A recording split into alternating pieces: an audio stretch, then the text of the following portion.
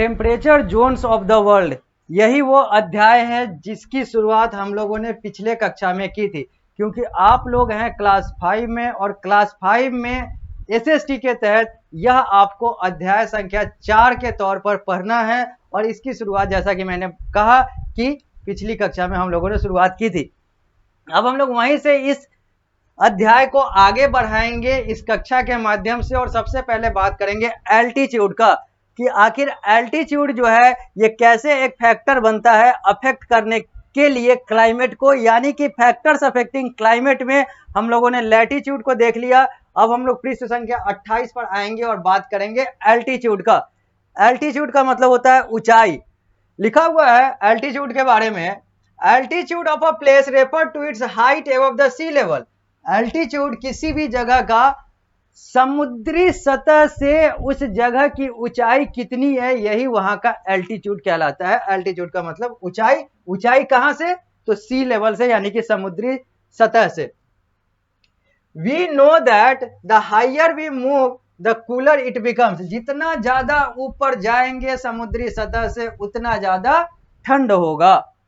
Thus, the places of higher altitude are cooler than those of the lower altitude. इसलिए जितना ज्यादा ऊंचाई होगा, जितना ज्यादा ऊंचा क्षेत्र होगा, ऊंचाई पर बसने वाला क्षेत्र होगा, वो उतना ज्यादा ठंडा होगा with comparison to in respect to lower altitude, जो नीचे होगा यानी समुद्री सतह के पास होगा।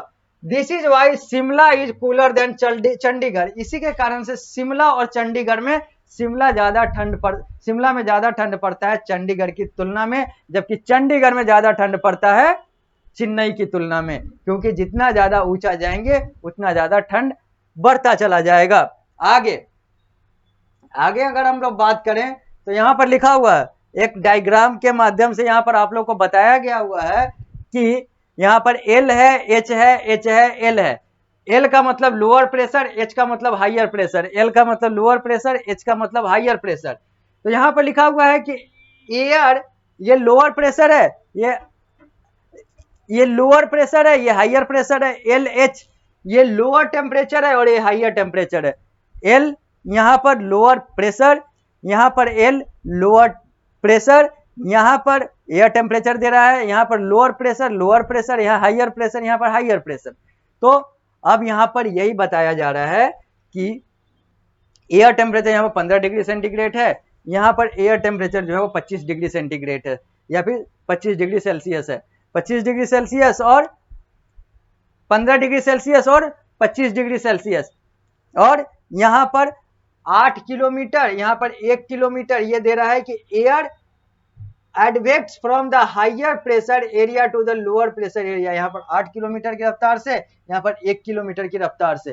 तो ऐसे चलता हुआ ये चीजें जो हैं ऐसे घूमता हुआ ऐसे चलेगा, यानी कि यहाँ पर यही बताया गया हुआ है कि कैसे तापमान और जो हवा है वो किसी भी जगह को प्रभावित कर सकता है, किसी भी जगह के क्लाइमेट को, जलवायु को प्रभावित करता है, कर सकता है। Water temperature 10 degree Celsius, ground temperature 30 degree Celsius सब माना गया हुआ है। कन्वर्जेंस जोन्स है जहां पर ये सारी चीजें बदलेंगी। यहाँ पर लैंड के बारे में, लेक के बारे में दिया हुआ है। और cool air travels towards warm air over land. Cool air travels towards, cool air जो है, जो ठंड वाला जो हवा है, वो वार्म एयर ओवर लैंड, मतलब वार्म एयर जिधर गर्म हवा है उधर साइड से धरती पर ये सारी चीजें बहती है। ये सारा चित्र के माध्यम से यहाँ पर आप लोगों को दिखाया गया हुआ है। और डू यू नो में कहा गया हुआ है, एक तथ्य के तौर पर बताया गया हुआ है कि मिलियन ऑफ ईयर्स अगो, आज से बहुत साल पहले, लाखों साल पहले, the earth was mostly covered by thick layer of ice. जो अर्थ है वो अधिकांश क्षेत्र जो इसका है वो आइस के थिक लेयर यानी कि बर्फ के मोटे परत से ढका हुआ था। That stage is referred to as ice age. और उस स्टेज, उस एज को हम लोग ice age of the earth कहते हैं। जैसे स्टोन एज होता है जहां पर हम लोगों ने पत्थरों से आगे अपने आप को बढ़ाया, पत्थरों में जिया, पत्थरों से जिया, तो आइस एज में हम लोग, आइस में यानी कि मानव सभ्यता जो है, धरती जो है वो लगभग आइस से ढकी हुई थी, वो एज हमारा आइस एज कहलाता है इन टर्म ऑफ हिस्ट्री। अभी हम लोग जो बात कर रहे हैं वो ज्योग्राफी की बात कर रहे हैं। तो यहाँ पर हालांकि क्लास 5 में है तो यहाँ पर आप लोग को हिस्ट्री, सिविक्स, ज्योग्राफी अलग अलग तो नहीं पढ़ना है, लेकिन ये जो सब्जेक्ट, ये जो चैप्टर है वो ज्योग्राफी के अंतर्गत ही आता है। आगे पढ़ेंगे क्लास 6 से तो ये सारी चीजें जो है वो ज्योग्राफी के अंदर चला जाएगा, भूगोल के अंदर चला जाएगा। तो लैंड एंड सी ब्रिजेज का ये चित्र के माध्यम से आप लोग को बताया गया था, ये सारी चीजें हैं। अब हम लोग आगे बढ़ते हैं और बात करते हैं अगला फैक्टर जो अफेक्ट करता है टेम्परेचर को, यानी कि फैक्टर्स अफेक्टिंग क्लाइमेट को। तो फैक्टर्स अफेक्टिंग क्लाइमेट में लैटिट्यूड को हम लोगों ने देख लिया, एल्टीट्यूड को देख लिया। अब हम लोग देखेंगे डिस्टेंस फ्रॉम द सी, धरती से एक जगह की दूरी सी से, यानी कि जो समुद्र वाला जो लेवल है वहां से कितना ऊंचा है, इससे भी क्लाइमेट पर असर पड़ता है। ये भी किसी जगह के जलवायु को प्रभावित कर सकता है, करता है, करेगा। तो ये डिस्टेंस फ्रॉम द सी वाले फैक्टर को देखते हैं। Places around the sea are neither very hot nor very cold, they have moderate climate. जो सी के पास यानी कि समुद्र के बगल वाला जो जगह होता है वो ना तो ज्यादा ठंड वाला होता है ना तो ज्यादा गर्म वाला होता है, वहां पर सामान्य मौसम या फिर मिला जुला कर मिश्रित मौसम, मॉडरेट क्लाइमेट होता है। But the places far from the sea have extreme climate, लेकिन जितना ज्यादा दूरी होगा सी से उतना ज्यादा एक्सट्रीम क्लाइमेट होगा, उतना ज्यादा चरम जलवायु होगा। Very hot in summer and very cold in winter. मतलब एक्सट्रीम का मतलब है बहुत ज्यादा, गर्मी में बहुत ज्यादा गर्म और ठंड में बहुत ज्यादा ठंडा। जितना ज्यादा दूरी होगा सी से उतना ज्यादा। In summer land heats up faster and in turn heats up the air above it. गर्मी में धरती जो है वो बहुत तेजी से गर्म होगा और इसके कारण से वहां की हवाएं जो है वो गर्म होंगी। This warm air rises up making room for cooler air from above the sea to flow in. This warm air rises up, ये जो गर्म हवा है ये ऊपर निकलेगा, making room for cooler air, ताकि ठंड हवा बने, from above the sea to flow in, ताकि सी से ऊपर ठंड हवा बने ताकि वो लोग बह सकें। In winter the sea remain warm because it loses heat slowly. अगर ठंड की बात करें, ठंड मौसम की बात करें, विंटर मौसम की बात करें, विंटर सीजन की बात करें, तो द सी रिमेन्स वार्म, जो सी है वो समुद्र जो है वो गर्म होते हैं, गर्म ही रहते हैं। Because it loses heat slowly, क्योंकि यहाँ पर गर्माहट जो है धीरे धीरे लूज होती है, धीरे धीरे कम होता है।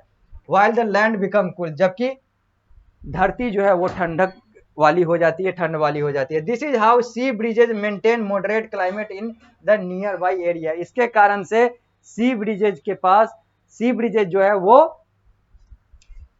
मॉडरेट क्लाइमेट लेकर चलता है, या फिर वहां पर मॉडरेट क्लाइमेट मतलब मिला जुला, ना ज्यादा गर्म ना ज्यादा ठंड वाला जलवायु होता है अपने उसके नियर बाई क्षेत्र में, मतलब आसपास के क्षेत्र में, जहां पर समुद्री लहर बहती है उसके आसपास के क्षेत्र में ना तो ज्यादा ठंड ना तो ज्यादा गर्म वाला एरिया होता है। और इन सब के पीछे क्या कारण है वो हम लोगों ने देखा। अब हम लोग अगले फैक्टर की बात करेंगे जो अफेक्ट करता है, कर सकता है और करेगा किसी भी क्लाइमेट को, किसी भी क्षेत्र के क्लाइमेट को, वो है वहां की नमी, जिसको अंग्रेजी में कहते हैं ह्यूमिडिटी।